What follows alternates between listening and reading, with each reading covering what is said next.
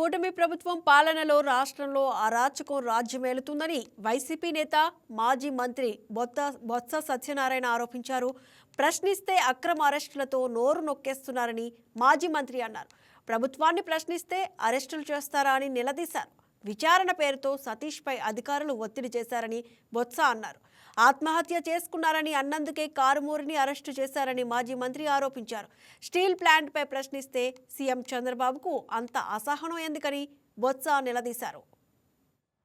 ప్రభుత్వంలో ఉన్న పెద్దలు, పోలీసు వ్యవస్థ అతని మీద ఒత్తిడి తీసుకోవడం వల్ల ఒత్తిడి తట్టుకోలేక చనిపోయి ఉండొచ్చేటో బహుశా, జరుగుండొచ్చేటో బహుశా. అంటే మీరు చెప్పినట్టుగా మేము చెప్పినట్టుగా ఈ ప్రజాస్వామ్యంలో ఒకసారి ఎన్నికైతే నడవాలా, చెయ్యాలా? ఎప్పుడు ఒకలాగే ఉంటాయనుకుంటే పొరపాటు. ప్రధాన ప్రతిపక్షంగా, ప్రతిపక్షంగా మా బాధ్యతగా